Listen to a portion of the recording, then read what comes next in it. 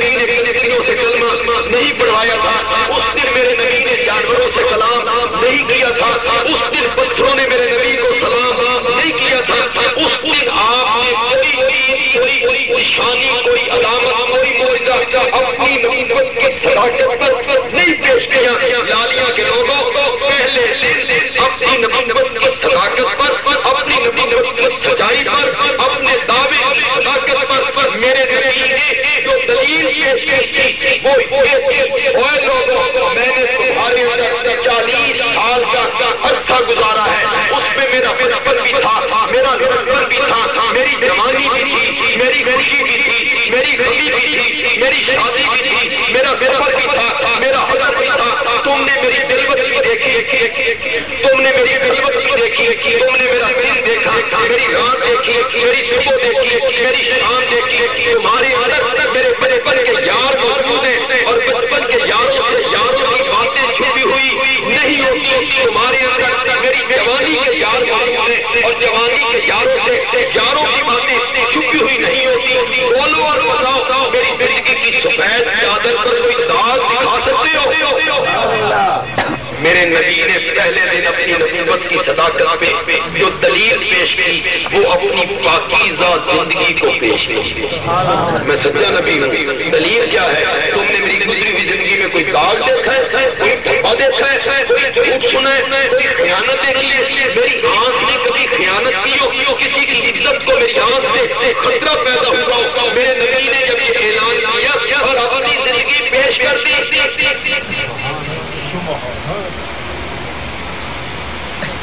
کس جگہ پہ کھڑے ہو؟ کن لوگوں میں کھڑے ہو؟ جن کے ساتھ بچپن گزارا، جن کے ساتھ جوانی گزاری، جنہاں دے رلے بکریاں چلائی، جنہاں دے نال تجارت سفر کی، انہاں دے وچ کھلو کے میرے نبی نے آکھیا میری 40 سالہ زندگی پہ کوئی داغ دکھا سکتے ہو؟ نہیں سمجھ آئے گی آپ کو، ایک اور طریقے سے سمجھاؤں گا تو سمجھ آ جائے گا۔ لالیاں کے گانویوں یہاں منہ کالا کرے، زنا کا ارتکاب کرے، تھانے میں کیس رجسٹر ہو جائے، FIR کاٹی جائے، تھانے والے پیچھے لگ جائیں، پھر یہاں سے بھاگ جائے، کراچی چلا جائے، کراچی جا کے داڑھی بڑھا لے، زلفیں رکھوا لے، گیرو رنگ کے کپڑے پہن لے، 500 دانے کی تسبیح گلے میں ڈال لے، ایک خانقاہ بنا لے، ذکر کی محفلیں سجا لے، اللہ کی محفلیں سجا لے، اور کراچی والوں کو کہے میں ولی بنو، میں ولیاں، میں پیراں، میری تہجد دیکھو، میری زلفاں دیکھو، میری تسبیح دیکھو، میرا ذکر دیکھو۔ وہ ہوتا ہے کراچی والے لوگ دھوکہ کھا جائیں، لیکن مذہب تاں ہے نا، لالیاں دے وچ کھلو کے آکھے میں ولی بنو۔ تو لالیاں والے کہے اتھے ذرا کھلوتا رہی، اسا کھاڑے جو FIR کڑا کے لائے ہوئے، کل تک تو کیا تھا، تو کیا کرتا رہا ہے؟ کراچی میں جا کے دعویٰ کرنا اپنی ولایت کا، اپنے تقدس کا، اپنی پاکیزگی کا آسان ہے۔ میرے نبی نے یہ دعویٰ ایران میں یا روم میں نہیں کیا تھا، ان لوگوں کے اندر کھڑے ہو کے کیا تھا جن میں میرے نبی کے بچپن کے یار موجود تھے، جوانی کے یار موجود تھے، اور یاروں سے یاروں کی باتیں چھپی ہوئی نہیں ہوتی ہیں۔ میرے نبی نے کہا میری زندگی کی سفید چادر پر کوئی داغ دکھا سکتے ہو؟ تو قوم جواب میں کہتی ہے جربنا لکا مرارا ما رأینا فیک الا صدقا، ہم نے تیرا بڑی مرتبہ تجربہ کیا، آمنہ دا لال اساتن ہمیشہ سچائی، تیری زبان سے ہم نے آج تک جھوٹ ہو نہیں سنا ہے، نہیں سنا ہے۔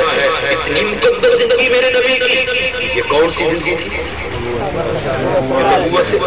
بعد والی تو اور مقدس ہے نا، بعد والی کا کیا ہی کرے، یہ تو پہلی والی زندگی ہے جب وہی میرے نبی پر اترا نہیں کرتی تھی، وہ زندگی کتنی مقدس ہے میرے نبی کی۔ بات تو تھوڑی سی طویل ہو جائے گی، لیکن میں تھوڑا سا سیٹ کرنا چاہتا ہوں۔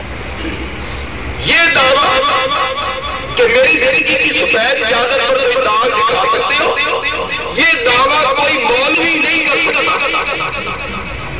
کر سکتا کوئی پیر، کوئی ولی، کوئی فقیر، کوئی مفسر، کوئی محدث، کوئی مجتہد، کوئی فقیہ، کوئی تابعی، کوئی تبع تابعین، کوئی صحابی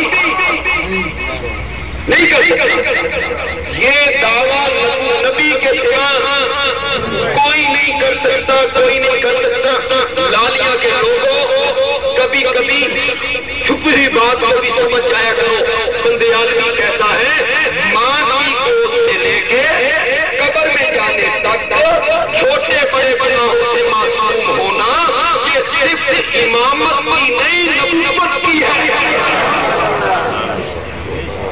ان میں سبحان اللہ کہا چاہتا ہے کوئی سمجھے گا؟ سمجھ گیا؟ یہ صرف امامت کی نہیں، یہ صرف صحابیت کی نہیں، یہ صرف ہے نبوت کی۔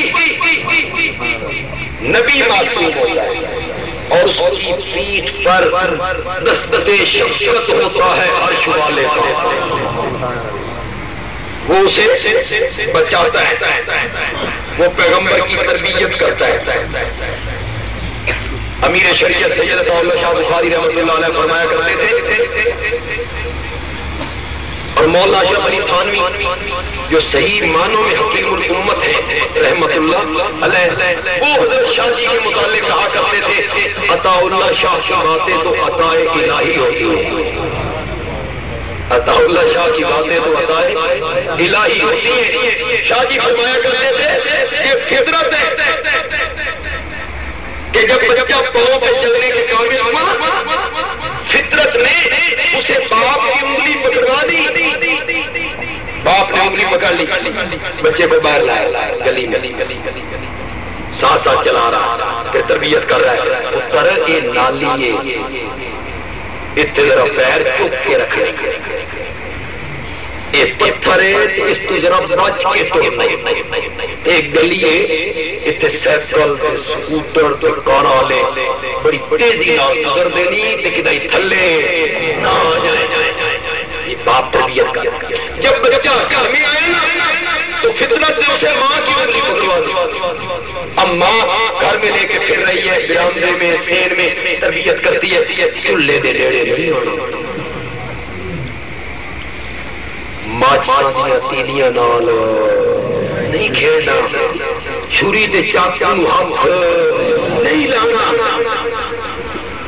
آپ بڑی تقریریں سنتے علماء کی اور مواعظ عام میں بڑے بڑے مواعظ بھی اور تقریریں بھی سنتے، ذرا ان میرا ٹورنا جی کہ میں یہ بات کروں گا تو آپ نے سمجھنی ہے کہ میں کیا کہہ رہا ہوں، سمجھے گے؟ باپ بیٹے کی تربیت کر رہا ہے، اتنے بجنا ہی اتنے نہیں بجنا، تو ماں جب تربیت کر رہی ہے انگلی پکڑ لی ہے ماں نے، ماں تربیت کر رہی ہے پتر چولہے دے نیڑے نہیں جانا، چھریاں تے چاقوؤں دے نیڑے نہیں جانا، اتنے جانا ہی اتنے نہیں جانا۔ شاہ جی نے فرمایا فطرت باپ کی انگلی پکڑوا دیتی ہے، گھر میں ماں کی انگلی پکڑوا دیتی ہے، حالے میرا کبھی جمعہ نہیں،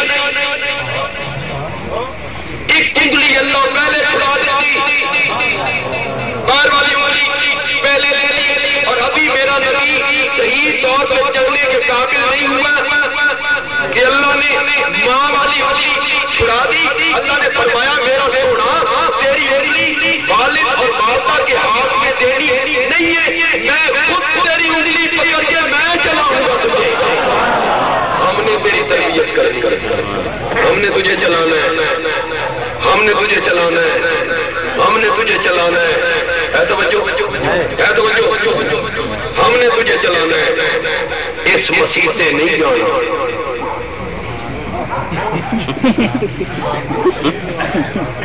نہیں سمجھ میرے جہاں تقریریں سن دیو علماء دیو تو سمجھ جاؤ، ہم نے تجھے چلانا ہے، ہم نے تربیت کرنی ہے، ہم نے تجھے چلانا ہے، اس مسیح سے نہیں جانا،